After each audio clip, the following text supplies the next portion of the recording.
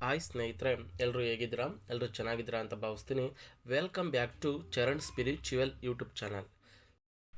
Hi ಸ್ನೇಹಿತರೆ, ಇವತ್ತು ಈ ಸಂಚಿಕೆಯಲ್ಲಿ ಒಂದು ಒಳ್ಳೆಯ ಯೂಸ್ಫುಲ್ ಆದಂತಹ ಮಾಹಿತಿಯನ್ನು ನಿಮ್ಮೆಲ್ಲರಿಗೋಸ್ಕರ ತಂದಿದ್ದೀನಿ. ನಾವು ಏನೇ ಮಾಡಬೇಕಾದರೂ ನಮಗೆ ಮೊದಲು ಹಣ ಅನ್ನುವುದು ತುಂಬ ಮುಖ್ಯ ಸ್ನೇಹಿತರೆ. ಹಣ ಇಲ್ಲದೆ ಯಾವ ಕೆಲಸವೂ ಕೂಡ ಆಗುವುದಿಲ್ಲ. ನಮ್ಮ ಹಿರಿಯರು ಮೊದಲೇ ಹೇಳಿದ್ದಾರೆ, ಹಣವನ್ನು ನೋಡಿದರೆ ಹೆಣ ಕೂಡ ಬಾಯಿ ಬಿಡುತ್ತದೆ ಎಂದು. ಅದೇ ರೀತಿ ನಮ್ಮ ಬಳಿ ಹಣ ಇಲ್ಲದಿದ್ದಲ್ಲಿ ನಮ್ಮನ್ನು ನಾಯಿಗಿಂತ ಕೀಳಾಗಿ ನೋಡುತ್ತಾರೆ ಸ್ನೇಹಿತರೆ. ಹಣವನ್ನು ಸಂಪಾದನೆ ಮಾಡಿ ನಾವು ಎಲ್ಲರಂತಾದರೆ ಇವರು ನಮ್ಮವರು, ಇವರು ನಮ್ಮ ಸಂಬಂಧಿಗಳು, ಇವರು ನಮ್ಮ ಬ್ರದರ್ ಅಥವಾ ಇವರು ನಮಗೆ ಬೇಕಾದವರು ಅಂತ ಹೇಳುವವರೇ ಹೆಚ್ಚು. ಹಣ ಇಲ್ಲದಿದ್ದರೆ ಇವನು ಯಾರೋ ಗೊತ್ತಿಲ್ಲ ಎನ್ನುವುದೇ ಈಗಿನ ಕಾಲದ ನಿಯಮವಾಗಿದೆ ಸ್ನೇಹಿತರೆ. ನಾವು ಯಾವುದಾದರೂ ಒಂದು ಅಂಗಡಿ ಮಾಡಿದ್ದೀವಿ ಅಥವಾ ನಾವು ಯಾವುದಾದರೂ ಒಂದು ವ್ಯಾಪಾರ ಮಾಡುತ್ತಿದ್ದೀವಿ, ನಾವು ಏನಾದರೂ ಒಂದು ಬಿಸ್ನೆಸ್ ಮಾಡುತ್ತಿದ್ದೀವಿ, ಆದರೆ ನಮಗೆ ಜನ ಆಕರ್ಷಣೆ ಆಗುತ್ತಿಲ್ಲ ಮತ್ತು ಹಣದ ಸಮಸ್ಯೆ ಆಗುತ್ತಿದೆ ಎನ್ನುವರಿಗೆ ಈ ಮಾಹಿತಿಯನ್ನು ಅಚ್ಚುಕಟ್ಟಾಗಿ ತಿಳಿಸಿಕೊಡುತ್ತಿದ್ದೀನಿ ಸ್ನೇಹಿತರೆ. ಈ ಸಂಚಿಕೆಯಲ್ಲಿ ಜನಾಕರ್ಷಣೆ, ಹಣ ಆಕರ್ಷಣೆ ಯಾವ ರೀತಿ ಮಾಡಿಕೊಳ್ಳುವುದು ಎನ್ನುವುದನ್ನು ಸಂಪೂರ್ಣವಾಗಿ ತಿಳಿಯುತ್ತಾ ಹೋಗೋಣ ಬನ್ನಿ ಸ್ನೇಹಿತರೆ. ಅದಕ್ಕೂ ಮೊದಲು ನೀವು ನಮ್ಮ ಚಾನಲ್ಗೆ ಮೊದಲ ಬಾರಿಗೆ ಬಂದಿದ್ದರೆ ನಮ್ಮ ಚಾನಲನ್ನು ಸಬ್ಸ್ಕ್ರೈಬ್ ಮಾಡಿ ಹಾಗೂ ಪಕ್ಕದಲ್ಲಿರುವ ಬೆಲ್ ಬಟನ್ ಕ್ಲಿಕ್ ಮಾಡಿ. ಈ ವಿಡಿಯೋ ಇಷ್ಟವಾದರೆ ಈ ವಿಡಿಯೋಗೊಂದು ಲೈಕ್ ಕೊಟ್ಟು ಈ ವಿಡಿಯೋನ ಪ್ರತಿಯೊಬ್ಬರಿಗೂ ಶೇರ್ ಮಾಡಿ ಸ್ನೇಹಿತರೆ. ವ್ಯಾಪಾರ ಮಾಡುವ ಸ್ಥಳದಲ್ಲಿ ಕಳಕಳಿಯಾಗಿದ್ದರೆ ಮಾತ್ರ ಜನರು ಬರುತ್ತಾರೆ ಹಾಗೂ ಅಂಗಡಿಯಲ್ಲಿ ತುಂಬ ಗಮನ ಸೆಳೆಯುವಂತಹ ಅಂಗಡಿಯಲ್ಲಿ ವಸ್ತುಗಳಿದ್ದರೆ ಮಾತ್ರ ಜನ ಆ ಅಂಗಡಿಗೆ ಬಂದು ವ್ಯವಹಾರವನ್ನು ಮಾಡುತ್ತಾರೆ.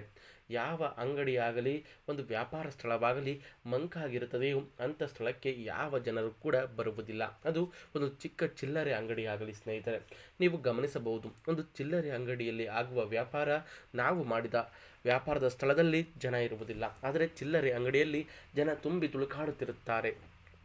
ಅಂದರೆ ನಾವು ಮಾಡುವ ಸ್ಥಳವೂ ಅಚ್ಚುಕಟ್ಟಾಗಿರಬೇಕು, ನಾವು ನಡೆಸುವಂತಹ ರೀತಿಯೂ ಅಚ್ಚುಕಟ್ಟಾಗಿರಬೇಕು. ಅಂದರೆ ಆ ಗಲ್ಲದ ಪೆಟ್ಟಿಗೆಯಲ್ಲಿ ಕುಳಿತಂತಹ ನಾವು ಯಾವಾಗಲೂ ಮಖದಲ್ಲಿ ನಗುವಿನ ಮಖ ಇರಬೇಕು. ನಾವು ಮಖವನ್ನು ಗಂಟು ಹಾಕಿಕೊಂಡು ಸುಮ್ಮನೆ ಕುಳಿತು ಅಥವಾ ಇನ್ಯಾವುದೋ ರೀತಿ ನಿದ್ದೆ ಮಾಡುತ್ತಾ ಕುಳಿತರೆ ಖಂಡಿತವಾಗಿ ಆ ಸ್ಥಳಕ್ಕೆ ಜನಾಕರ್ಷಣೆ ಆಗಲಿ ಲಕ್ಷ್ಮಿ ಆಕರ್ಷಣೆ ಆಗಲಿ ಆಗುವುದಿಲ್ಲ ಸ್ನೇಹಿತರೆ. ನಾವು ಯಾವಾಗಲೂ ಲವಲವಿಕೆಯಿಂದ ಇರಬೇಕು. ವ್ಯಾಪಾರ ಆಗಲಿ ಬಿಡಲಿ ಅಥವಾ ಸ್ಥಳಕ್ಕೆ ಜನರು ಬರಲಿ ಬಿಡಲಿ ಅದು ಬೇಡ ಸ್ನೇಹಿತರೆ. ನಾವು ನಮ್ಮ ಮೊಗದಲ್ಲಿ ಸದಾ ನಗುವಿನಿಂದ ಕೂಡಿರಬೇಕು. ಹಾಗೆ ನಾವು ಪ್ರತಿ ಅಮಾವಾಸ್ಯೆ ಹುಣ್ಣಿಮೆಗಳಲ್ಲಿ ತಪ್ಪದೆ ಈ ಕೆಲಸಗಳನ್ನು ಮಾಡುತ್ತಾ ಬರಬೇಕು ಸ್ನೇಹಿತರೆ. ಇದನ್ನು ಅಮಾವಾಸ್ಯೆ ಹುಣ್ಣಿಮೆಯಲ್ಲೇ ಮಾಡಬೇಕು ಅಂತ ಏನೂ ಇಲ್ಲ. ನಿಮಗೆ ಸಮಯ ಸಿಕ್ಕಾಗ ಮಂಗಳವಾರ, ಗುರುವಾರ, ಭಾನುವಾರ ಕೂಡ ಈ ರೆಮಿಡಿಗಳನ್ನು ಮಾಡುತ್ತಾ ಬನ್ನಿ. ಖಂಡಿತವಾಗಿ ಸ್ವಲ್ಪವಾಗಿ ಮುಂದುವರಿಯುತ್ತಾ ನಿಮಗೆ ಒಂದು ಒಳ್ಳೆಯ ಸ್ಥಳವಾಗಿ ಆ ಜಾಗ ಕೂರುತ್ತದೆ ಸ್ನೇಹಿತರೆ. ಯಾರಿಗೆ ಆಗಲಿ ಅಚ್ಚುಕಟ್ಟಾದಂತಹ ಒಂದು ಬಂಡವಾಳ ಹಾಕಿ ನಾವೊಂದು ಅಂಗಡಿಯನ್ನು ತೆರೆಯುತ್ತೇವೆ. ಆ ಸ್ಥಳ ಚೆನ್ನಾಗಿರುತ್ತೆ ಅಥವಾ ಚೆನ್ನಾಗಿ ನಡೆಯುತ್ತಾ ಇರುತ್ತದೆ. ನಾವು ಹೋಗಿ ತೆಗೆದ ನಂತರ ಮಾತ್ರ ನಮಗೆ ಬರೀ ಅದರಿಂದ ಕೊಳ್ಳುವುದೇ ಹೆಚ್ಚಾಗುತ್ತಾ ಹೋಗುತ್ತದೆ. ಅದರಿಂದ ಗಳಿಸುವುದು ಏನೂ ಇರುವುದಿಲ್ಲ. ಆದರೆ ಏನು ಮಾಡುವುದು ಅಂತ ತಿಳಿಯುವುದಿಲ್ಲ. ನಾನು ಲಕ್ಷಾಂತರ ರೂಪಾಯಿಯನ್ನು ಬಂಡವಾಳ ಹಾಕಿದ್ದೀನಿ, ನಾನು ಯಾರಿಗಾದರೂ ಕೊಡಲು ಕೇಳಿದರೆ ಅವರು ಅದನ್ನು ಕಮ್ಮಿಗೆ ಕೇಳುತ್ತಾರೆ. ಬೇಡ ಸ್ನೇಹಿತರೆ, ಅದನ್ನೇ ನಾವು ಅಭಿವೃದ್ಧಿ ಮಾಡುತ್ತಾ ಹೋಗಬಹುದು. ಪ್ರತಿ ಅಮಾವಾಸ್ಯೆ ಹುಣ್ಣಿಮೆಯಲ್ಲಿ ಒಂದು ನಿಂಬೆ ಹಣ್ಣನ್ನು ನಿವಾಳಿಸಿ ಹೊಸಲಿಗೆ ಒಡೆದು ಬರುವುದು. ಹಾಗೆ ನೀವು ಅಂಗಡಿಯನ್ನು ಮುಚ್ಚಿ ಬರುವಾಗ ಒಂದು ತೆಂಗಿನಕಾಯಿ, ಅದರ ಮೇಲೆ ಸ್ವಲ್ಪ ಕರ್ಪೂರವನ್ನು ಇಟ್ಟು ಅಂಗಡಿಗೆ ದೃಷ್ಟಿಯನ್ನು ತೆಗೆದು 3 ಬಾರಿಯಾಗಲಿ 9 ಬಾರಿಯಾಗಲಿ 11 ಬಾರಿಯಾಗಲಿ ಅಥವಾ 21 ಬಾರಿಯಾಗಲಿ ನಿವಾಳಿಸಬೇಕು ಸ್ನೇಹಿತರೆ. ನಾವು ತೆಂಗಿನಕಾಯಿ ತೆಗೆದುಕೊಂಡಾಗ ತೆಂಗಿನಕಾಯಿಯಲ್ಲಿ ನೀರಿರಬೇಕು. ಹಾಗೆ ಆ ತೆಂಗಿನಕಾಯಿಯ ಜುಟ್ಟು ನಿಮ್ಮ ಅಂಗಡಿಯನ್ನು ನೋಡಬೇಕು. ಆ ಜುಟ್ಟಿನ ಮೇಲೆ ಕರ್ಪೂರವನ್ನು ಹಚ್ಚಿ ನಿವಾಳಿಸಿ ಒಡೆದು ಆನಂತರ ನೀವು ಬಾಗಿಲನ್ನು ಹಾಕಿ ಮನೆಗೆ ಬರಬೇಕು ಸ್ನೇಹಿತರೆ. ಇನ್ನು ಮರೆತಿರುತ್ತೀರಾ, ಬಾಗಿಲನ್ನು ಹಾಕಿರುತ್ತೀರಾ, ಆದರೂ ಕೂಡ ಪರವಾಗಿಲ್ಲ, ಬಾಗಿಲು ಹಾಕಿಕೊಂಡೇ ಕೂಡ ದೃಷ್ಟಿ ತೆಗೆದು ಬರಬಹುದು ಸ್ನೇಹಿತರೆ. ಆನಂತರ ಒಂದು ಇಡೀ ಬಿಳಿ ಸಾಸಿವೆಯನ್ನು ಎಡಮುಷ್ಟಿಯಲ್ಲಿ ಹಿಡಿಯಿರಿ. ಎಡಮುಷ್ಟಿಯಲ್ಲಿ ಹಿಡಿದು ಅದನ್ನು 9 ಬಾರಿಯಾಗಲಿ 3 ಬಾರಿಯಾಗಲಿ ನಿವಾಳಿಸಬೇಕು ಸ್ನೇಹಿತರೆ. ಆನಂತರ ಅದನ್ನು 3 ದಾರಿಯ ಹಸಿರು ಗುತ್ತಿಗೆ ಹಾಕಿ ಬರಬೇಕು. ಹಾಕಿ ಬರುವಾಗ ತಿರುಗಿ ನೋಡಬಾರದು. ಈ ರೀತಿ 3 ಬಾರಿ ಮಾಡಿಕೊಂಡರೆ ಒಂದು ಸ್ವಲ್ಪವಾಗಿ ಸಾಧಾರಣವಾಗಿ ಇದ್ದಂತಹ ಅಂಗಡಿ ಸುಧಾರಿಸುತ್ತಾ ಬರುತ್ತದೆ ಸ್ನೇಹಿತರೆ. ಖಂಡಿತವಾಗಿ ಇದನ್ನು ಮಾಡುತ್ತಾ ಬಂದರೆ ನಿಮ್ಮ ವ್ಯವಹಾರ ಸ್ಥಳದಲ್ಲಿ ಖಂಡಿತ ಧನಾಕರ್ಷಣೆ ಆಗುತ್ತಾ ಹೋಗುತ್ತೆ ಸ್ನೇಹಿತರೆ. ಹಾಗೆ ನೀವು ನಡೆಸುವಂತಹ ಸ್ಥಳದಲ್ಲಿ ಒಂದು ಹನುಮಂತನ ಫೋಟೋವನ್ನು ಎದುರಿಗೆ ಜನರ ದೃಷ್ಟಿಗೆ ಬೀಳುವ ಹಾಗೆ ಒಂದು ಹಾಕಿಕೊಳ್ಳಿ ಸ್ನೇಹಿತರೆ. ಇದರಿಂದಲೂ ಕೂಡ ಜನಾಕರ್ಷಣೆ ಹಾಗೂ ಧನಾಕರ್ಷಣೆ ಆಗಿ ಆ ಸ್ಥಳ ಅಚ್ಚುಕಟ್ಟಾಗಿ ನಡೆಯಲಿಕ್ಕೆ ಶುರು ಮಾಡುತ್ತದೆ. ಏಕೆಂದರೆ ನಾವು ಏನಾದರೂ ಮಾಡುತ್ತಿದ್ದರೆ ಆ ಸ್ಥಳದಲ್ಲಿ ನಮಗೆ ಆಗದವರು ಅಥವಾ ನಮ್ಮ ಜೊತೆ ಚೆನ್ನಾಗಿರುವವರೇ ಶತ್ರುಗಳಾಗಿರುತ್ತಾರೆ.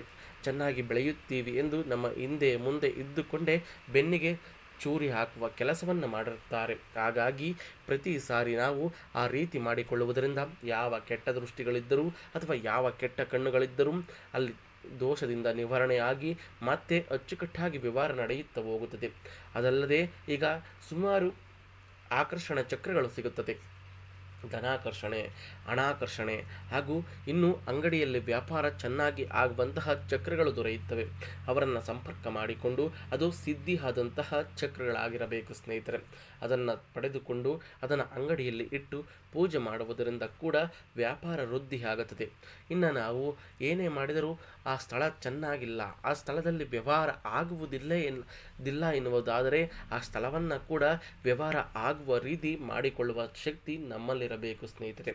ನಾವು ಮೊದಲು ಅಂಗಡಿಯನ್ನು ತೆರೆಯುವ ಮೊದಲು ಅಂದರೆ ಹೊಸದಾಗಿ ಅಲ್ಲಿ ಒಂದು ಸ್ಥಳವನ್ನು ಹುಡುಕಿದ್ದೀವಿ ಎನ್ನುವ ಮೊದಲು ಅಲ್ಲಿ ಒಂದು 10 ಬಾರಿ ಆಗಲಿ 20 ಬಾರಿ ಆಗಲಿ ಯೋಚಿಸಬೇಕು ಮತ್ತು ಅಕ್ಕಪಕ್ಕ ವಿಚಾರಣೆ ಮಾಡಬೇಕು. ಮೊದಲಿದ್ದವರಿಗೆ ಎಷ್ಟಾಗುತ್ತಿತ್ತು, ಈಗ ಹೇಗಾಗುತ್ತಿದೆ ಎನ್ನುವುದನ್ನು. ಏಕೆಂದರೆ ಮೊದಲು ಇದ್ದವನು ಕೂಡ ಆ ಸ್ಥಳದಲ್ಲಿ ಅಚ್ಚುಕಟ್ಟಾಗಿ ದುಡ್ಡು ಮಾಡಿಕೊಂಡು ಅದನ್ನು ಕೆಡಿಸಿ ಹೋಗಿರಬಹುದು. ಅಂದರೆ ಆ ಸ್ಥಳದಲ್ಲಿ ವ್ಯಾಪಾರ ಚೆನ್ನಾಗಾಗಿರುತ್ತದೆ, ಇವನ ನಡವಳಿಕೆಯಿಂದ ಕೆಟ್ಟು ಹೋಗಿರುತ್ತದೆ. ಅದನ್ನು ನಾವು ಕುಳಿತು ಸರಿ ಮಾಡಿಕೊಳ್ಳುವ ತಾಕತ್ತು ನಮ್ಮಲ್ಲಿರಬೇಕು ಸ್ನೇಹಿತರೆ. ಆದರೆ ಮಾಡುವಂತಹ ಮನಸ್ಸು, ಇಚ್ಛೆ ಮತ್ತು ಮುಖದಲ್ಲಿ ನಗುವಿನ ಕಳೆ ಇದ್ದರೆ ಮಾತ್ರ ವ್ಯಾಪಾರವನ್ನು ಮಾಡಲಿಕ್ಕೆ ಸಾಧ್ಯ ಸ್ನೇಹಿತರೆ. ಒಂದು ಸಾರಿ ಗಲ್ಲಪೆಟ್ಟಿಗೆಯಲ್ಲಿ ಕೂತ ಮೇಲೆ ಯಾವುದೇ ಮುಂಗೋಪವಾಗಲಿ ಅಥವಾ ತಾಳ್ಮೆ ಕಳೆದುಕೊಳ್ಳುವುದನ್ನಾಗಲಿ ಮಾಡಬಾರದು. ಎಲ್ಲಿ ಶಾಂತಿ ಇರುತ್ತದೆ, ಎಲ್ಲಿ ನೆಮ್ಮದಿ ಇರುತ್ತದೆ, ಅಲ್ಲಿ ಖಂಡಿತವಾಗಿ ವ್ಯಾಪಾರ ಅಭಿವೃದ್ಧಿ ಆಗುತ್ತಾ ಹೋಗುತ್ತದೆ. ನಾವು ಕಿರುಚಾಟದಿಂದ ಮುಖವನ್ನು ಮೋರೆಯನ್ನು ಹೇಗೆ ಬೇಕಾಗಿ ಇಟ್ಟುಕೊಂಡು ಅಲ್ಲಿ ಕೂರಲಿಕ್ಕೆ ಹೋದರೆ ಖಂಡಿತ ಅಲ್ಲಿ ಅಶಾಂತಿ ಉಂಟಾಗಿ ಯಾವುದೇ ಏಳಿಗೆಯನ್ನು ಕಾಣಲು ಸಾಧ್ಯವಿಲ್ಲ ಸ್ನೇಹಿತರೆ. ಈಗ ನಾನು ತಿಳಿಸಿದಂಥ ಈ ರೆಮಿಡಿಗಳು ತುಂಬ ಪವರ್ಫುಲ್ ಆಗಿರುತ್ತದೆ ಸ್ನೇಹಿತರೆ. ಇದನ್ನು ನೀವು ಟ್ರೈ ಮಾಡಿ ನೋಡಿ, ನೀವೇ ಹೇಳುತ್ತೀರಾ ಎಷ್ಟು ಕೆಲಸ ಮಾಡಿತು ಎನ್ನುವುದು. ಹಾಗೆ ಎಲ್ಲಾದರೂ ಅಮಾವಾಸ್ಯೆ, ಹುಣ್ಣಿಮೆ, ಅಮಾವಾಸ್ಯೆ ಹೀಗೆ 3 ಬಾರಿ 3 ಸಾರಿ ಎಲ್ಲಾದರೂ ಒಂದು ಬಲಿ ಕೊಟ್ಟು ತಡೆಯನ್ನು ಒಡೆಸಿಕೊಳ್ಳುವುದರಿಂದಲೂ ಕೂಡ ಯಾವ ದೋಷಗಳಿದ್ದರೂ ಶತ್ರುಬಾಧೆ ಅಥವಾ ಹಿತಶತ್ರುಗಳ ಬಾಧೆ ಅಥವಾ ಜನಗಳ ಕೆಟ್ಟ ದೃಷ್ಟಿಗಳು ಅಥವಾ ಅಕ್ಕಪಕ್ಕದ ವ್ಯವಹಾರ ಸ್ಥಳದಲ್ಲಿ ಕೆಟ್ಟ ನರರ ದೃಷ್ಟಿಗಳಿದ್ದರೂ ಕೂಡ ನಿವಾರಣೆಯಾಗುತ್ತದೆ ಸ್ನೇಹಿತರೆ. ಇದನ್ನು ಮಾಡುವುದರಿಂದ ನಿಮಗೆ ಖಂಡಿತ ಜೀವನದಲ್ಲಿ ಅನುಕೂಲವಾಗುತ್ತದೆ. ಎಷ್ಟೋ ಜನ ವ್ಯಾಪಾರ ಇಲ್ಲದೆ ಕೊರಗುತ್ತಾ ಕೂತಿರುತ್ತೀರಾ, ಅಂಥವರಿಗೆ ಇದು ತುಂಬಾ ಯೂಸ್ಫುಲ್ ಆದಂತಹ ಟಿಪ್ಸ್ ಅಂತ ಹೇಳಬಹುದು ಸ್ನೇಹಿತರೆ. ಬಿಳಿ ಸಾಸಿವೆ, ತೆಂಗಿನಕಾಯಿ, ನಿಂಬೆಹಣ್ಣನ್ನು ಕೇವಲವಾಗಿ ನೋಡಬೇಡಿ ಸ್ನೇಹಿತರೆ. ತುಂಬಾ ಕೆಲಸ ಮಾಡುವಂತಹ ವಸ್ತುಗಳು ಇವು. ಮಾಡುವಾಗ ಶ್ರದ್ಧೆ ಭಕ್ತಿಯಿಂದ ಮಾಡಿ ನೋಡಿ, ಖಂಡಿತ ನಿಮ್ಮ ವ್ಯಾಪಾರ ಸ್ಥಳದಲ್ಲಿ ಅನುಕೂಲ ಆಗುತ್ತೆ ಸ್ನೇಹಿತರೆ. ಈ ಮಾಹಿತಿ ಇಷ್ಟವಾದರೆ ನಮ್ಮ ಚಾನಲನ್ನು ಸಬ್ಸ್ಕ್ರೈಬ್ ಮಾಡಿ, ಪಕ್ಕದಲ್ಲಿರುವ ಬೆಲ್ ಬಟನ್ ಕ್ಲಿಕ್ ಮಾಡಿ, ಈ ವಿಡಿಯೋಗೊಂದು ಲೈಕ್ ಕೊಟ್ಟು ಈ ವಿಡಿಯೋನ ಪ್ರತಿಯೊಬ್ಬರಿಗೂ ಶೇರ್ ಮಾಡಿ. ಜೈ ಅಮ್ಮ ಅಂತ ಕಮೆಂಟ್ ಮಾಡಿ ಸ್ನೇಹಿತರೆ. ಧನ್ಯವಾದಗಳು.